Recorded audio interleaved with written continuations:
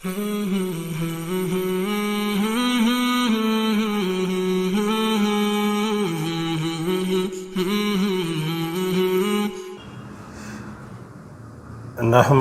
نصلی علی رسولہ الکریم اما بعد فاعوذ باللہ من الشیطان الرجیم بسم اللہ الرحمن الرحیم۔ محترم ناظرین، السلام علیکم ورحمۃ اللہ وبرکاتہ۔ ہمارے آقا صلی اللہ علیہ وآلہ وسلم کا فرمان ہے کہ سلام کو عام کرو اور لوگوں کو کھانا کھلاؤ، یہ بہترین عمل ہے۔ یعنی سلام سب کو کرو، چاہے کوئی جاننے والا ہو یا نہ جاننے والا ہو، سب کو سلام کرو اور لوگوں کو کھانا کھلاؤ کہ یہ بہترین عمل ہے۔ اور ارشاد باری تعالی ہے سورہ دہر میں، اللہ تعالیٰ کا فرمان ہے سورہ دہر میں وَيُطْعِمُونَ الطَّعَامَ عَلَىٰ حُبِّهِ مِسْكِينًا وَيَتِيمًا وَأَسِيرًا انما نطعمکم لوجہ اللہ لا نرید منکم جزاء ولا شکورا، جس کا ترجمہ ہے اور باوجود یہ کہ خود ان کو طعام کی خواہش ہو اور حاجت مندوں، فقیروں، یتیموں اور قیدیوں کو کھانا کھلاتے ہیں اور کہتے ہیں خالص خدا کے لیے کھلاتے ہیں، نہ تم سے عوض کے خواستگار ہیں اور نہ۔ الحمدللہ نحمدہ نصلی علی رسولہ الکریم اما بعد فاعوذ باللہ من الشیطان الرجیم بسم اللہ الرحمن الرحیم۔ محترم ناظرین، السلام علیکم ورحمۃ اللہ وبرکاتہ۔ صلہ رحمی، اللہ تعالیٰ کا ارشاد ہے، صلہ رحمی کسے کہتے ہیں؟ محترم ناظرین، صلہ رحمی یعنی اپنے عزیز و اقارب رشتہ داروں سے اچھا سلوک کرنا۔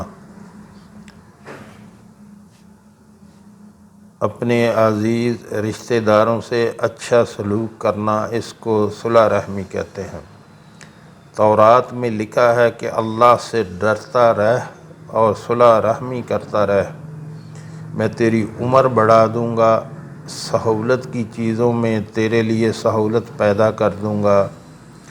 مشکلات کو دور کر دوں گا۔ رب العزت کا فرمان اور ہم نے انسان کو رب العزت کا فرمان اور ہم نے انسان کو اپنے ماں باپ کے ساتھ نیک سلوک کرنے کا حکم دیا، بالخصوص ماں کے ساتھ احسان کو اور بھی زیادہ، کیونکہ اس کی ماں نے بڑی شفقت کے ساتھ اس کو پیٹ میں رکھا اور بڑی مشقت سے جنا، اور اس کو پیٹ میں رکھنے اور دودھ چھڑانے میں اکثر کم سے کم 30 مہینے ہو جاتے ہیں۔ کتنی طویل مشقت ہے، یہاں تک کہ جب وہ بچہ جوان ہوتا ہے، جو سعید ہوتا ہے، وہ کہتا ہے اے میرے پروردگار، مجھے اس پر مداومت دیجیے کہ میں ان نعمتوں کا شکر ادا کروں جو تو نے مجھ کو اور میرے والدین کو عطا فرمائیں، اور اس کی توفیق دیجیے کہ میں ایسے نیک کام کیا کروں جن سے تو راضی ہو جائے، اور میری اولاد میں بھی میرے لیے نفع کے لیے صلاحیت پیدا فرما دے۔ میں اپنے سارے گناہوں سے توبہ کرتا ہوں اور میں تیرے فرما برداروں میں سے ہوں۔ اپنے سارے گناہوں سے توبہ کرتا ہوں اور میں تیرے فرما برداروں میں سے ہوں۔ آگے حق تعالی شانہ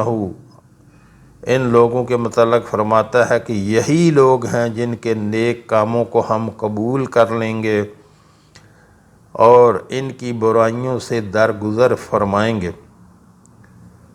اور اس طرح پر یہ کہ یہ جنت والوں میں سے ہوں گے۔ یہ اس وعدہ کی وجہ سے ہے جس کا ان سے دنیا میں وعدہ کیا جاتا تھا کہ نیک اعمال کا صلہ جنت ہے۔ اگر وہ یعنی ماں باپ تیرے سامنے یعنی تیری زندگی میں بڑھاپے کو پہنچ جائیں چاہے ان میں سے ایک پہنچے یا دونوں، اور بڑھاپے کی بعض باتیں جوانوں کو گراں ہونے لگتی ہیں، اور اس وجہ سے ان کو کوئی بات تجھے گراں ہونے لگے، تب بھی ان سے کبھی ہوں بھی مت کرنا، ہوں کر کے کہتے ہیں نا ہوں، وہ بھی مت کرنا، اور نہ ان کو جھڑک کر بولنا، ان سے خوب ادب سے بات کرنا، اور ان کے سامنے شفقت و انکساری کے ساتھ جھکے رہنا، اور یوں دعا کرتے رہنا، اے ہمارے پروردگار تو ان پر رحمت کر، جیسا کہ انہوں نے بچپن میں مجھے پالا، اور صرف ظاہر داری ہی نہیں بلکہ دل سے ان کا احترام کرنا، یعنی ان کے لیے یوں دعا کیا کرنا، رب ارحمہما کما ربیانی صغیرا، اپنے والدین کے لیے یوں دعا کیا کریں، دل سے ان کا احترام کرنا۔ تمہارا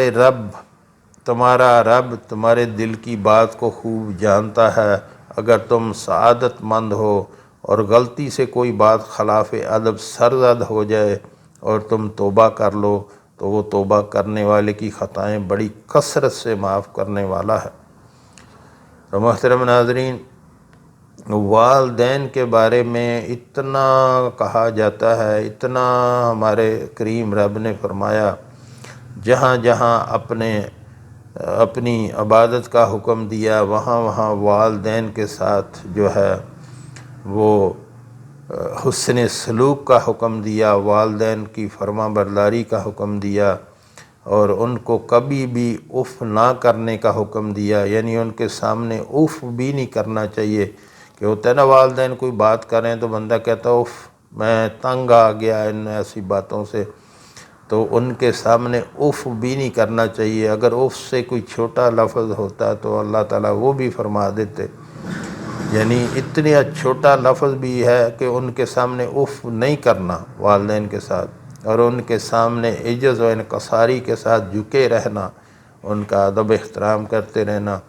یقین کریں والدین کی جو فرما بردار اولاد ہے وہ دنیا میں بھی کامیاب، اور آخرت میں جو ہمیشہ ہمیشہ کی رہنے والی زندگی ہے اس میں بھی کامیاب۔ تو والدین کو کبھی بھی ناراض نہ کرنا، باپ کو ناراض کر کے اگر آپ نے موت پائی تو جنت کا دروازہ کبھی آپ کے لیے کھل نہ سکے گا۔ ماں کے پیروں کے نیچے جنت ہے، اپنی جنت بنا لو، یقین کرو والدین کی خدمت کرو، کچھ بھی زیادہ آپ کو کرنے کی ضرورت نہیں پڑے گی، دنیا میں بھی اللہ آپ کو نوازے گا، اور آخرت میں ہمیشہ ہمیشہ رہنے والی زندگی جو ہے وہ اللہ آپ کی بنا دے گا۔ والدین کا نافرمان نہ بننا۔ ابھی کوئی بندہ والدین کا نافرمان رہا تو ساری زندگی اس کی گزر گئی، والدین دنیا سے چلے گئے تو پھر اس کو احساس ہوا کہ میں تو والدین کے ساتھ برا سلوک کرتا تھا، میں والدین کا گستاخ تھا، بے ادب تھا، لیکن والدین دنیا سے چلے گئے، ابھی اس کے لیے کیا حکم ہے؟ تو ہمارے کریم رب نے وہ بھی ہمارے لیے دروازہ کھول دیا کہ اگر آپ کو احساس ہوا، بعد میں بھی احساس ہوا دنیا سے والدین چلے گئے، تو ان کے لیے استغفار کیا کرو، ان کے لیے جو ہے صدقہ خیرات کیا کرو، ان کے لیے دوسری دعائیں کیا کرو، اور ان کے لیے یوں دعا کیا کرو، رب ارحمہما کما ربیانی صغیرا، اس طرح سے اپنے والدین کے لیے دعا کیا کریں۔ پھر ہمارا کریم رب جو ہے وہ اس کو فرما برداروں میں لکھ دیتا ہے جب یوں والدین کے لیے دعا کرے گا۔ تو یہ والدین کے ساتھ بہت زیادہ جو ہے اچھے طریقے سے پیش آیا کریں، حسن سلوک کیا کریں۔ محترم ناظرین، یہاں آپ سے گزارش کرنا چاہوں گا، ہمارے ہاں دن کے ٹائم میں ایک دسترخوان لگایا جاتا ہے جو کہ فری آف کاسٹ، بلا معاوضہ اس میں کوئی بھی کھانا کھا سکتا ہے۔ ہمارے آقا صلی اللہ علیہ وآلہ وسلم کا ارشاد ہے کہ سلام کو عام کرو اور لوگوں کو کھانا کھلاؤ، یعنی سب کو سلام کرو، چاہے کوئی جاننے والا ہے یا نہیں جاننے والا، سب کو سلام کرو اور لوگوں کو کھانا کھلاؤ۔ لوگوں کو کھانا کھلانا اللہ کا بہت پسندیدہ عمل ہے۔ تو جو ہمارے بہن بھائی پاکستان میں یا ملک سے باہر مثلا امریکہ، کینیڈا، برطانیہ، یورپ اور خلیجی ریاستوں میں جو رہتے ہیں، اللہ نے ان کو اپنے فضل سے بہت جو ہے نوازا ہوا ہے، تو ان سے گزارش کروں گا کہ آپ اپنا حصہ ضرور ڈالا کریں۔ ہر مہینے آپ اپنی ترتیب بنا لیں، اپنی سیلری میں سے یا اپنے کاروبار میں سے 5% یا 10% نکال کے اللہ کے راستے پہ خرچ کرنا ہے۔ اس طرح آپ کے لیے آسانی ہو جائے گا خرچ کرنا، اور اپنے پھر ہر مہینے جو ہے آپ اپنا حصہ ضرور ڈالیں۔ تو جو کوئی اپنی زندگی میں جو کرنا ہے، اپنی زندگی میں کرنا ہے، اپنے ہاتھوں سے کرنا ہے۔ یقین کریں بعد میں کوئی کسی کے لیے کچھ نہیں کرتا، بلکہ میں نے دیکھا ہے اولادیں جو ہیں بعد میں پراپرٹی کے لیے اور جو ہے وہ لڑائی جھگڑے کرتی ہیں پراپرٹی کے لیے، جائیداد پہ لڑائی جھگڑے ہوتے ہیں، وہی مال پھر جو آپ نے اولاد کے لیے جمع کیا ہوتا ہے وہ آپ کے لیے وبال بن جاتا ہے۔ تو جیسے آپ مناسب سمجھیں، جیسا بھی آپ کرنا چاہیں، کوئی چاول دے دے، کوئی اپنا چنے دے دے، کوئی مسالہ جات آئل دے دے، کوئی پیسے بھیجنا چاہے وہ پیسے بھیج دے، جیسے آپ کو مناسب سمجھیں کر سکتے ہیں۔ نیچے ڈسکرپشن میں میرا واٹس اپ نمبر موجود ہے، اس میں آپ رابطہ کر کے طریقہ کار پوچھ سکتے ہیں کہ کیسے آپ اس میں اپنا حصہ ڈال سکتے ہیں۔ آپ اپنے لیے اپنی آخرت کی زندگی کا ضرور سامان کریں۔ جو ہم نے پڑھا، جو ہم نے سنا، اللہ ہمیں اس پر عمل کی توفیق عطا فرما۔ وآخر دعوانا الحمدللہ رب العالمین۔